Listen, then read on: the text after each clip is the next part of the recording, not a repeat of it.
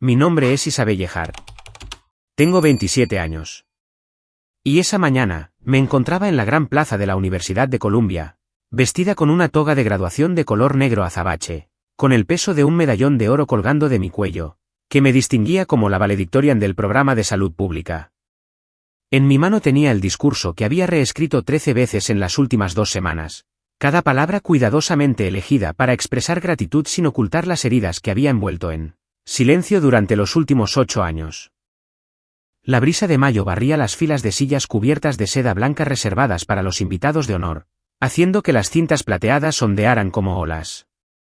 Luego, la cámara recorrió la gran pantalla detrás del escenario, deteniéndose lentamente en la primera fila VIP, donde un letrero dorado y pulido decía, reservado para la familia Hart. 10 sillas de terciopelo azul oscuro, perfectamente alineadas bajo el sol. Cada una tenía una etiqueta con un nombre impreso en negrita: mamá, papá, Meline, tía Cheryl, tío Walt. Yo había escrito a mano cada uno de esos nombres y los había colocado en las sillas con cada ápice de esperanza de que, incluso después de todos estos años de frialdad, distancia e incluso burla de mis decisiones, hoy se presentarían. Pero todo lo que vi en la pantalla frente a mí fue una fila de asientos vacíos. Sin flores, sin gente, ni un solo ojo observando, solo sillas, con sus tarjetas de nombre ondeando ligeramente al viento, como un recordatorio escalofriante de que todavía estaba esperando algo que nunca llegaría. Por un momento, toda la plaza pareció demasiado amplia, demasiado silenciosa. El sonido del micrófono haciendo eco de mi nombre me devolvió a la realidad. Valedictorian, doctora Isabelle Hart. Subí al podio en medio de un aplauso atronador, un aplauso genuino de amigos, profesores, de personas que no me debían nada pero que aún así estaban orgullosas de mí. ¿Y aquellos unidos a mí por la sangre? No solo estaban ausentes. Habían elegido enterrar mi momento con un mensaje, frío, cruel y teñido de ridículo. Verte fingir que eres doctora suena doloroso. Eso vino de mi madre, la misma mujer que una vez me dijo, las mujeres no necesitan demasiada educación. Solo saber cocinar y casarse con alguien estable.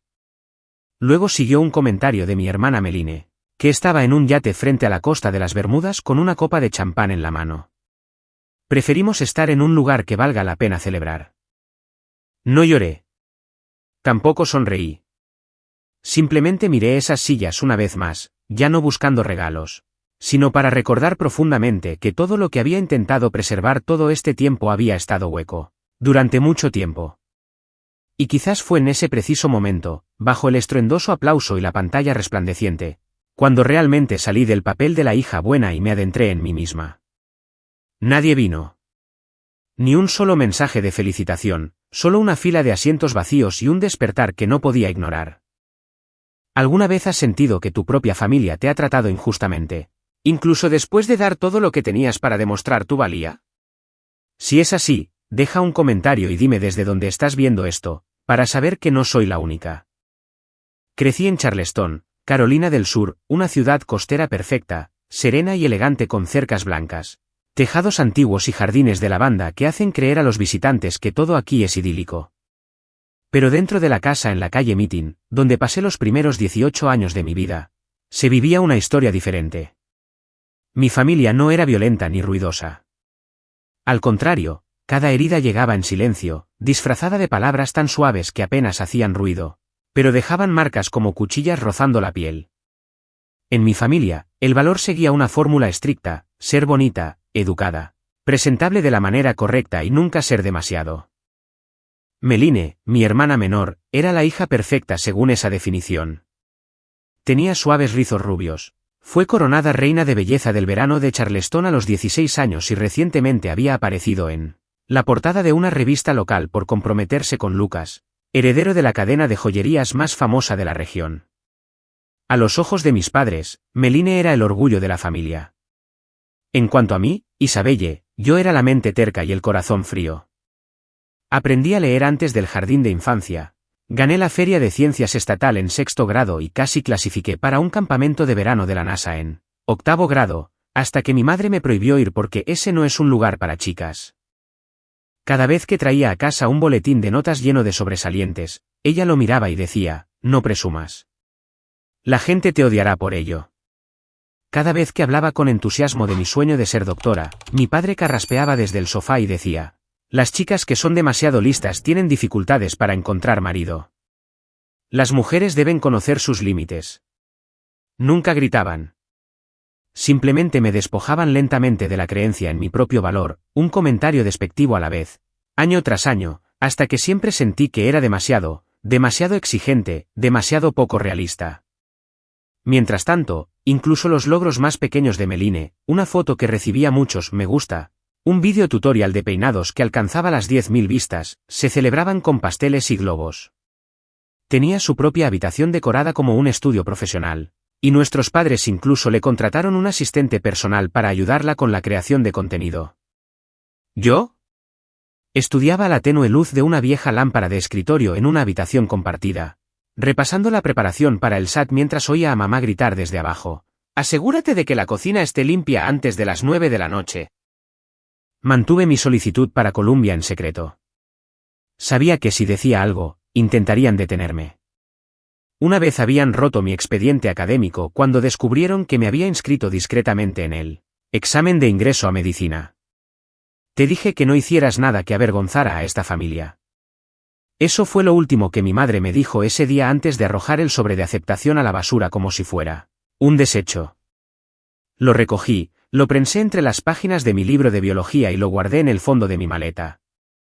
Al día siguiente, me fui de casa en silencio, sola. Sin lágrimas, sin despedidas. Solo una pequeña maleta, una bolsa de lona llena con los documentos de mi beca completa y una frágil esperanza de que algún día, cuando me convirtiera en doctora, mirarían hacia atrás y se sentirían orgullosos. 8 años en la Facultad de Medicina fueron los años más difíciles de mi vida, años que nunca olvidaré. 8 años sin vacaciones de verano, sin una Navidad completa, sin una sola primavera en la que realmente experimentara el florecimiento de las flores en la vida real porque, mientras otros viajaban, se reunían con la familia. Yo estaba encorvada sobre los libros de texto en la biblioteca, pasando página tras página, aprendiendo a salvar vidas. Sobreviví esos 8 años con becas, subvenciones de investigación y los pequeños ingresos que ganaba dando clases particulares a estudiantes de primer año por las tardes. No gastaba mucho, excepto en una cosa para la que ahorraba en silencio cada mes, depositando en una cuenta privada que llamé algún día. Nunca le conté a nadie sobre ello. No me atrevía a tener una esperanza demasiado clara. Pero en el fondo, siempre había imaginado un día en que finalmente me convirtiera en una doctora de verdad. Cuando estuviera en el escenario de la graduación, miraría hacia abajo y los vería sentados allí. Mi madre con un vestido azul pálido sosteniendo un ramo de flores blancas, del tipo que una vez dijo que eran tan suaves como una disculpa. Mi padre extendiendo la mano para apoyarla en el respaldo de su silla. No se necesitarían palabras, solo su presencia. Y Meline, ya no interpretando el papel principal en cada historia, sino por primera vez simplemente sentada en la audiencia, aplaudiendo a su hermana. Cuando la universidad anunció que sería la valedictorian y que había sido elegida para hablar en la ceremonia de graduación, no lo dudé. Abrí la cuenta algún día y retiré la cantidad total. Una cifra perfecta, $11.000, el valor de cientos de horas de tutoría después de clase, la parte que retenía cada mes en lugar de cenar fuera, los regalos de cumpleaños que no me compré. Y lo usé para comprar billetes de avión en primera clase para mi madre, mi padre y Meline, un vuelo de Charleston a Nueva York, con traslados al aeropuerto, asientos reclinables y un menú de temporada. Reservé una habitación en un hotel boutique cerca de Riverside Park, el lugar al que había ido sola para ver los cerezos en flor en primaveras anteriores. Elegí una habitación con balcón con vistas al río Hudson, donde el atardecer se refleja suavemente cada tarde. Le pedí a la recepción que colocara un ramo de flores blancas en la habitación antes de que llegaran, junto con una tarjeta escrita a mano: gracias por venir esta vez. Espero poder hacer que os sintáis orgullosos.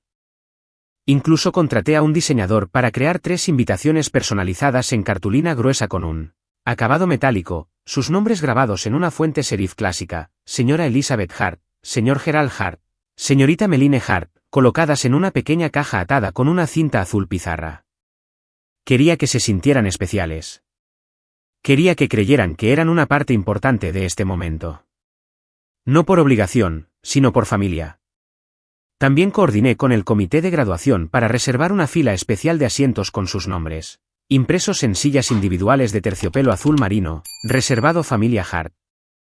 Hice todo esto en silencio. Nadie me lo pidió. Nadie lo sabía.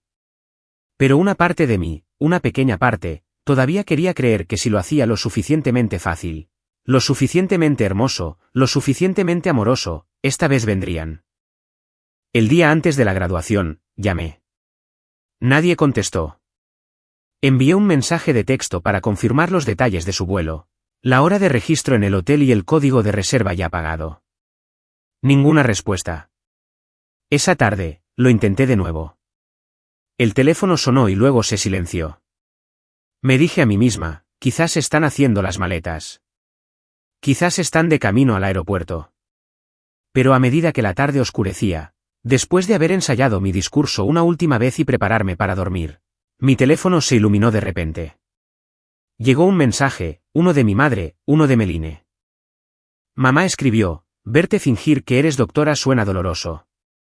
Sin saludo, sin explicación, ni un solo indicio de emoción, excepto un desprecio silencioso que me atravesó como unas tijeras, cortando el último hilo de esperanza.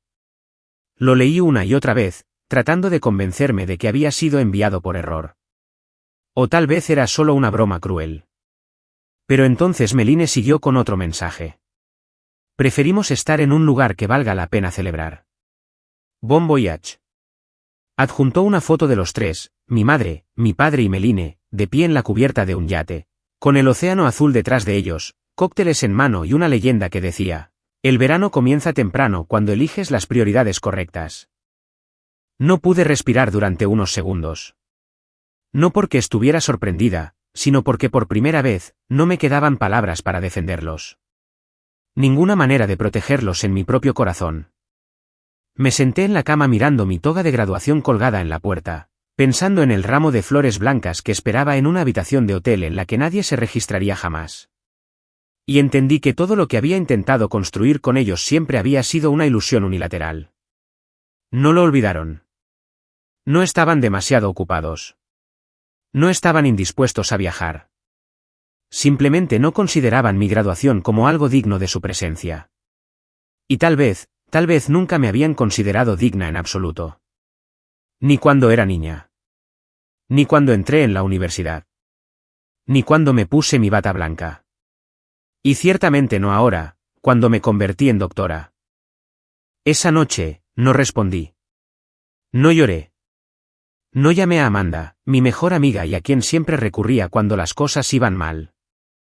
Simplemente me senté allí en silencio, observando cómo la luz de la calle de afuera caía sobre mi escritorio, donde mi discurso impreso esperaba. El que sabía que tendría que pronunciar mañana por la mañana con voz firme, aunque mi corazón acabara de hacerse añicos. A la mañana siguiente, Nueva York amaneció inesperadamente frío, a pesar de que el calendario decía que ya era mayo. El viento barría el amplio patio empedrado de la plaza principal donde se celebraba la ceremonia de graduación, tirando de mi toga como una bandera atrapada en una tormenta. Llegué temprano, por costumbre, como alguien con miedo de perderse algo importante. Pero esta vez, no quedaba nada que preparar. Todo estaba ya en su lugar. Los asientos estaban perfectamente dispuestos. El escenario estaba equipado con una gran pantalla LED que proyectaba imágenes de los estudiantes homenajeados. Y la fila VIP, 10 sillas reservadas para mi familia, estaba acordonada con una cinta blanca, adornada con flores de seda y etiquetada con placas de identificación en relieve. Todo era perfecto, excepto lo más importante. Me senté en la primera fila junto a los otros graduados con honores, con la mirada al frente pero la mente divagando hacia el lado derecho del escenario, donde la sección etiquetada como Familia Hart permanecía silenciosa bajo la luz del sol. Nadie ocupó esos asientos. Las sillas de terciopelo azul oscuro habían acumulado una fina capa de polvo. Los bordes de las tarjetas de nombre se curvaban ligeramente con la brisa. Vi la etiqueta con el nombre mamá balancearse suavemente en su delgado gancho de alambre, como si se burlara de mí con la misma esperanza a la que una vez me había aferrado. Los compañeros de clase reían. Las cámaras hacían clic sin parar. La gente se abrazaba para celebrar. Pero sentía que estaba en un lugar completamente diferente. Un espacio donde el tiempo se ralentizaba. Todo estaba silenciado, congelado como una instantánea que nadie querría conservar. Cuando el decano pronunció mi nombre para dar el discurso, me levanté, me ajusté el cuello y subí los escalones del escenario con la mayor firmeza posible. Toda la plaza estalló en aplausos. Algunas personas gritaban mi nombre. Oía a Amanda gritar, «Vamos, Izzy», desde la sección de amigos. Pero todo lo que podía ver eran esas sillas vacías. No porque no sintiera el amor que me rodeaba, sino porque en el fondo todavía buscaba un par de ojos, los que una vez me hicieron sentir pequeña, para que me miraran solo esta vez con orgullo. Comencé mi discurso con un simple saludo, mi voz firme resonando a través del micrófono. Hablé de nuestro viaje como clase, los largos turnos de noche, los exámenes agotadores, los primeros pacientes que atendimos con manos temblorosas. Hablé de los momentos en que quise rendirme pero nunca me detuve. Y luego hice una pausa de unos segundos, mis ojos se desviaron de nuevo hacia el lado derecho del escenario. Vacío, silencioso. Tragué saliva y terminé el discurso con una sola frase que no estaba en el borrador.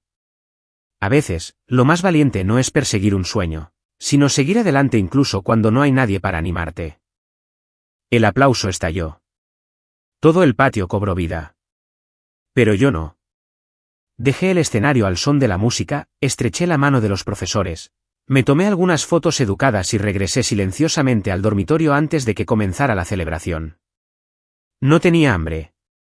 No quería seguir fingiendo. Tan pronto como regresé a mi habitación, comencé a quitarme cada pieza de mi atuendo. El diploma con honores yacía sobre el escritorio como un objeto que no sabía dónde colocar. Me miré en el espejo. Mi maquillaje se había desvanecido, el delineador de ojos ligeramente corrido por el polvo y el viento. Me lavé la cara. Agua fría, silencio, sin lágrimas, solo un profundo vacío. Una especie de oquedad que no provenía de extrañar a alguien, sino de la certeza de que aquellos a quienes había esperado nunca iban a venir. Ni hoy. Ni nunca. Me senté, me sequé la cara y me quedé mirando mi reflejo durante mucho tiempo. Mi rostro no mostraba vergüenza, ni tampoco tristeza, solo un silencio afilado como una cuchilla, firme como una piedra. Y entonces cogí mi teléfono. El mensaje de mi madre seguía allí, sin leer. Verte fingir que eres doctora suena doloroso. No lo abrí. Tampoco lo borré. Simplemente miré esa línea una última vez como si estuviera sellando una caja que contenía algo podrido. Luego apagué la pantalla, abrí el cajón, saqué un sobre que había preparado hacía mucho tiempo pero que nunca había usado, y comencé a escribir algo que nunca pensé que me atrevería a decir: gracias, mamá, por no venir. No era una nota amarga, solo el primer paso hacia el cierre. Y justo ahí, bajo la tenue luz amarilla de esa pequeña habitación, tomé una decisión.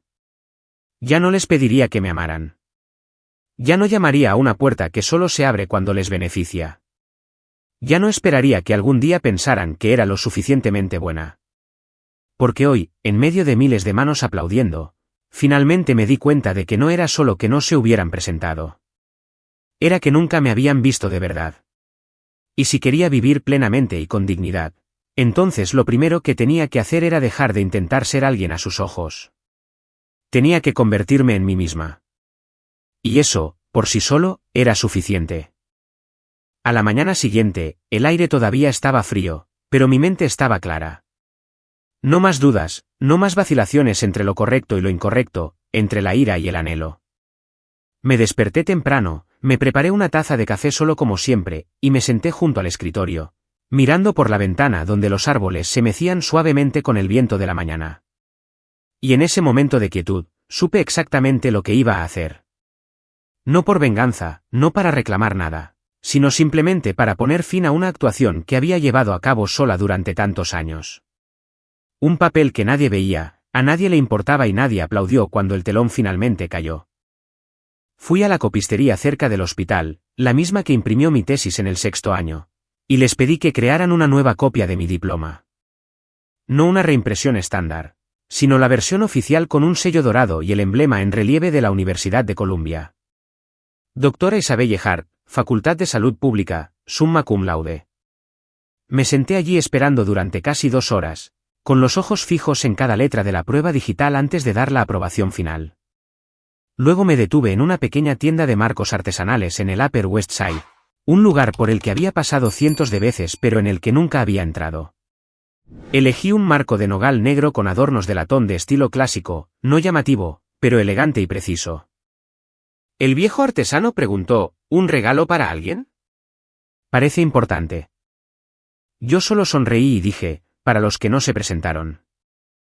De vuelta a casa, abrí mi portátil y seleccioné la única foto que tenía de la graduación. Una foto que le había pedido discretamente a un compañero de clase que me tomara. La cámara miraba hacia adelante. Una fila perfecta de sillas vacías bañadas por una suave luz dorada. Cada asiento tenía una etiqueta con un nombre. Sobre ellas, un gran letrero impreso decía, reservado para la familia de la doctora Isabelle Hart. Una imagen perfecta. Tan perfecta que dolía. Imprimí esa foto en papel fotográfico grueso de 8x10 pulgadas. Sin corrección de color, sin filtro. La realidad ya era lo suficientemente fría. Luego tomé una hoja de papel crema liso, recorté los bordes y escribí a mano con una pluma de tinta azul oscuro, mi caligrafía cuidadosa como si estuviera escribiendo a la niña que una vez fui. Gracias por mostrarme lo que importa. Nada más. Sin culpas, sin explicaciones, solo una frase, y quizás lo único que les he escrito sin esperar una respuesta. Lo envolví todo en una caja dura de color gris piedra, del tipo que se usa para presentar placas conmemorativas, forrada por dentro con papel de seda blanco. El diploma yacía en el centro, la foto de los asientos vacíos justo debajo, y la nota escrita a mano encima. En la tapa de la caja, no escribí de. Simplemente pegué una pequeña tira de papel, Residencia Hart, 701 King Street, Charleston, Carolina del Sur. La antigua dirección, el lugar que una vez llamé hogar. El lugar de las cenas silenciosas y las navidades donde solo Meline recibía regalos. Fui a la oficina principal de correos en la avenida Ámsterdam, seleccioné el envío express con confirmación de firma y me aseguré de que el paquete llegara a las 10 de la mañana siguiente.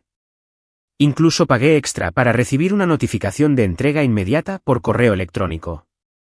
Cuando el empleado preguntó, ¿le gustaría incluir algún mensaje en la caja? Hice una pausa de unos segundos y luego escribí, frágil, pero ya roto.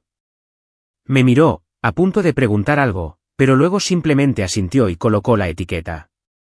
Todo sucedió como un ritual silencioso.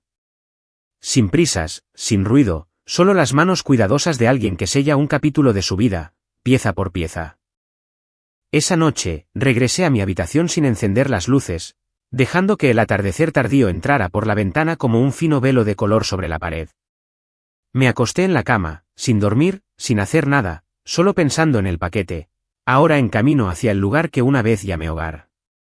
Y en mi mente, imaginé a mi madre abriendo la caja primero con sorpresa, luego atónita, y tal vez algo se removería en su pecho. No arrepentimiento, sino la conciencia de que no había venido, de que había elegido no verme. Y ahora la dejaría ver, no a través de súplicas, no a través de lágrimas, sino a través de un diploma, una fotografía y una única línea final. Alrededor de las 9 de la mañana siguiente, recibí el correo electrónico de confirmación. Entrega completada, firma obtenida, Ed Hart. Me quedé mirando esa línea durante mucho tiempo. Una parte de mí imaginó a mi madre firmando por el paquete, quizás todavía en bata, con el café aún caliente en la mano, pensando que era un regalo de cumpleaños enviado por error por algún pariente lejano. Quizás se sorprendería.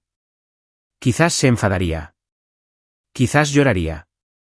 No lo sabía. Y, extrañamente, me di cuenta de que ya no necesitaba saberlo. No esperé una respuesta. No quité el silencio de mi teléfono. No le dije nada a Amanda. Solo hice una cosa después de recibir ese correo electrónico. Me levanté, tomé una pequeña chincheta y coloqué la foto de 8x10 de las 10 sillas vacías en el tablón personal en la esquina de mi habitación, justo al lado de la foto de la clase, una foto con mis profesores y una foto mía abrazando a mi primer paciente durante las rondas clínicas. Luego escribí en mi diario, solo una breve línea, por primera vez, no para calmar la tristeza, sino para marcar un momento de crecimiento irreversible. Ya no necesito que nadie se presente. He aprendido a despedirlos. No tuve que esperar mucho. Ni siquiera 3 horas después de la confirmación de que el paquete había sido firmado por Hart, mi teléfono comenzó a vibrar constantemente como una criatura despertada. Primero llegó una llamada de un teléfono fijo familiar, el número de la casa antigua, uno que una vez supe de memoria pero que había borrado de mis contactos hacía mucho tiempo. No contesté. El teléfono se silenció por unos segundos y luego se iluminó de nuevo. Esta vez era el número de mi padre. Vi su nombre parpadear en la pantalla, y lo que sentí no fue ira ni esperanza, solo una observación tranquila, como ver caer una lluvia de invierno. Fría, húmeda y sin ofrecer ninguna promesa de calor después. Dejó un mensaje de voz. No fue largo ni profundo. Su voz era seca, plana, como si estuviera hablando mientras conducía. Eres demasiado sensible. La gente solo estaba bromeando. ¿Realmente valía la pena todo esto? No reproduje el mensaje. Solo leí la breve vista previa que apareció en mi pantalla y luego la descarté. La lluvia había comenzado. No una lluvia del cielo, sino un chaparrón de respuestas tardías de personas que habían elegido el silencio cuando más las necesitaba. Luego llegó un mensaje de Meline. Lo primero que vi fue un emoji de ojos en blanco. Luego, ¿de verdad tenías que hacer de esto un gran problema? Es solo un crucero. Todo el mundo necesita un descanso. No siempre puedes ser el centro de todo, Izzy. Leí cada palabra, no para analizar, sino porque era casi ridículo. Incluso había algo vagamente lamentable en ello. A sus ojos, una graduación de la Facultad de Medicina, un hito que marcaba casi una década de sudor, lágrimas y sacrificio, era solo un crucero. Algo que se podía saltar. Algo que no valía la pena celebrar. Que no valía la pena pausar un cóctel. Que no valía la pena presentarse. Seguí sin decir nada. Sin responder. Estaba a punto de dejar el teléfono cuando la pantalla se iluminó de nuevo. No era una llamada esta vez, sino un mensaje de voz. El nombre del remitente, mamá. Dudé por un momento. Una pequeña parte de mí, muy pequeña, todavía quería escuchar.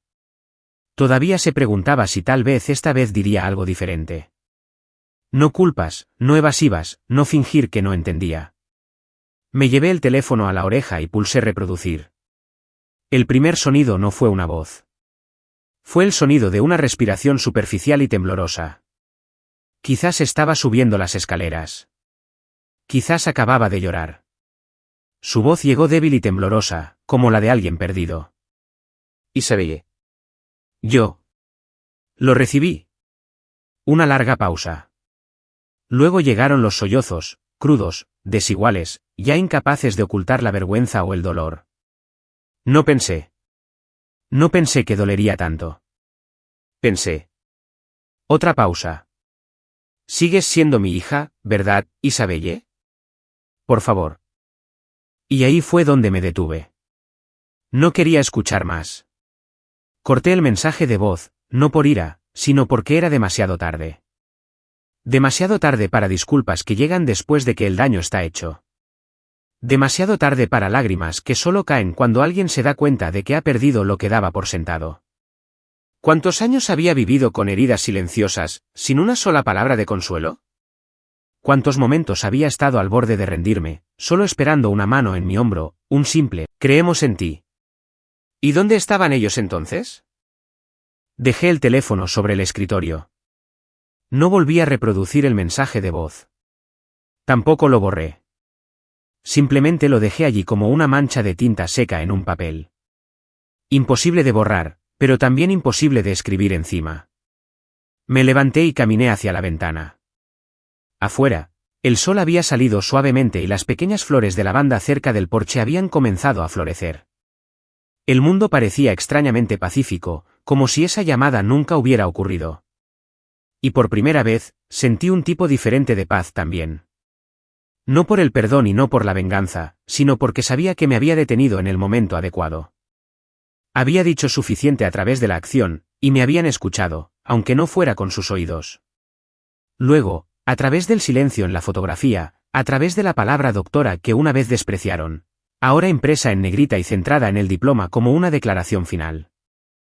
Saqué el sobre que contenía el diploma original y lo coloqué cuidadosamente en un cajón junto a un borrador de mi solicitud de licencia médica. Todavía queda mucho por delante que manejar, con lo que soñar, hacia lo que avanzar. Pero lo que dejaba atrás, lo sabía, estaba terminado, no con un grito, sino con un mensaje de voz dejado a medias y una puerta que elegí no volver a abrir. Después de todas las amargas acusaciones y el falso remordimiento, me quedé quieta durante unos minutos, no porque estuviera conmocionada, sino porque me sentía ligera. Ligera, como si finalmente me hubiera quitado una armadura que había estado usando durante demasiado tiempo. Y en ese mismo instante, supe que era hora de cortar el cordón por completo. A la mañana siguiente, antes de que la luz del sol pudiera colarse por la fina cortina, abrí mi portátil, inicié sesión en mi cuenta bancaria y tomé una decisión firme. Retiré el anticipo completo de $25.000 que había transferido al contratista, el que estaba programado para reparar el techo de la cocina de mis padres.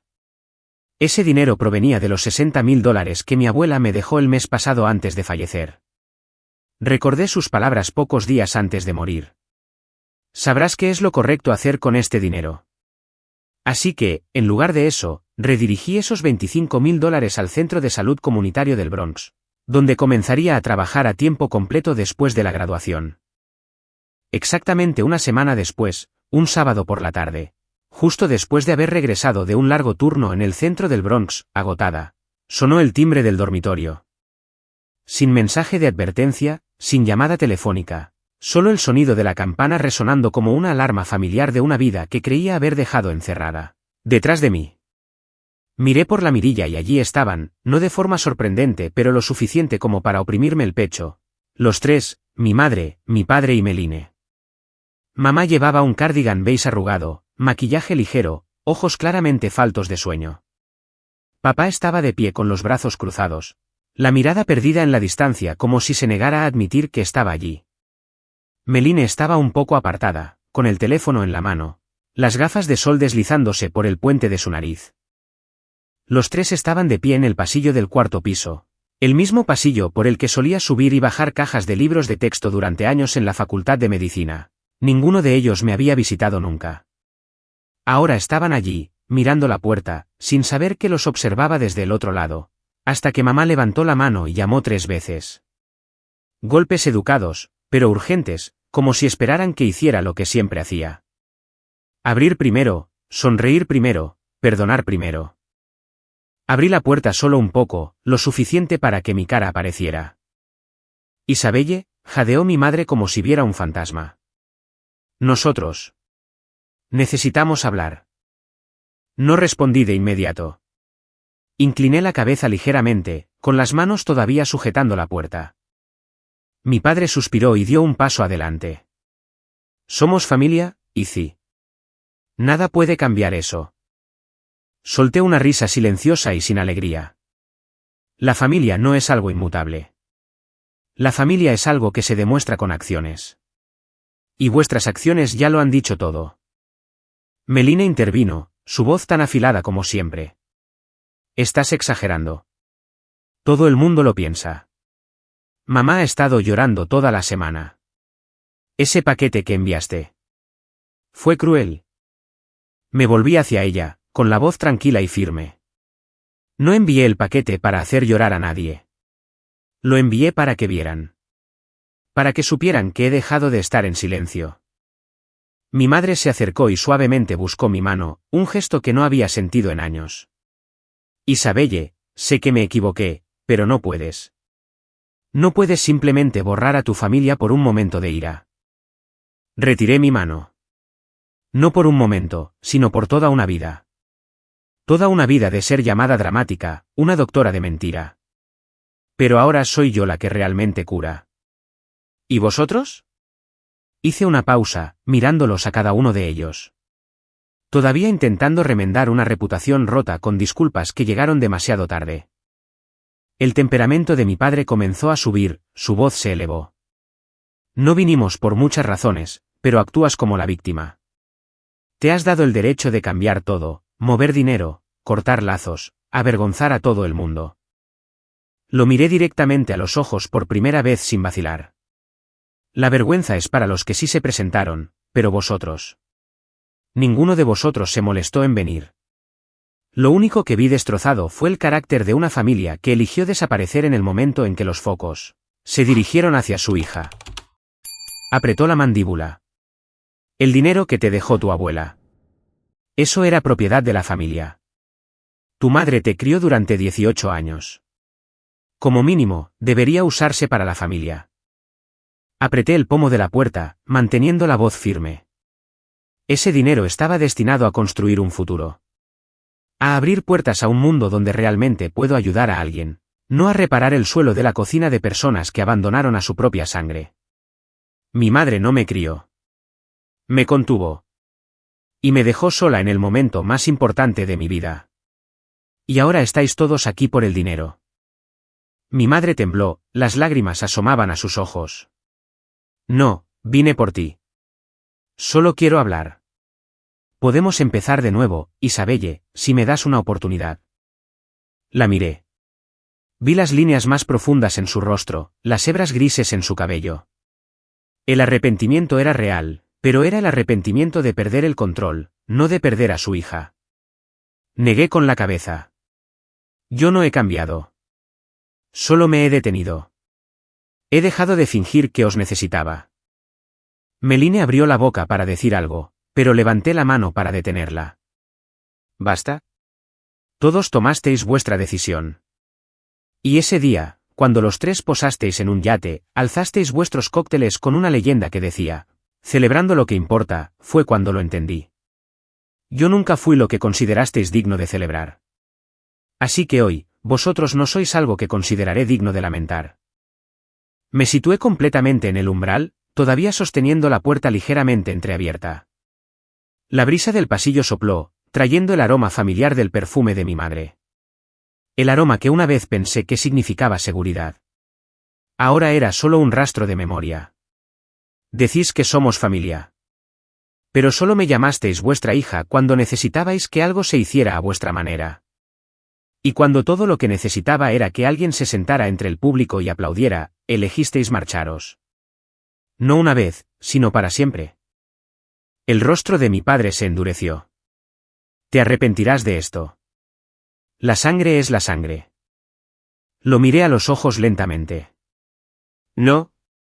La sangre es lo que corre por las venas. Pero el amor. El amor es lo que la gente elige.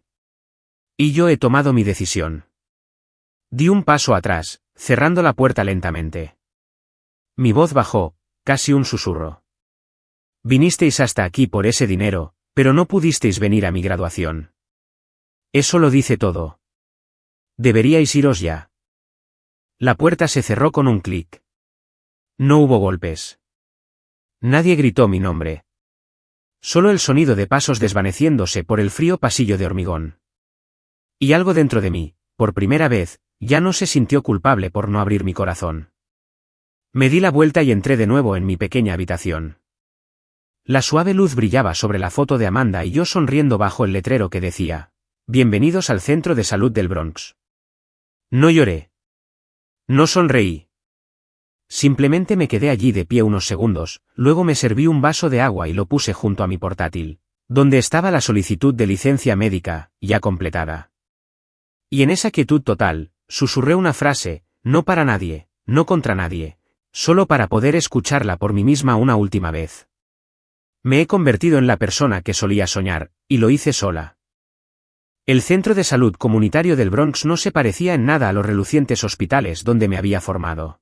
Sin vestíbulos de mármol, sin mostradores de recepción brillantemente iluminados como hoteles de 5 estrellas, sin máquinas de café de lujo en cada piso. Cada pared aquí estaba desgastada, cada silla de plástico en la sala de espera rayada y rozada. Pero amaba este lugar como alguien ama sus cicatrices, plenamente, sin necesidad de ocultarlas.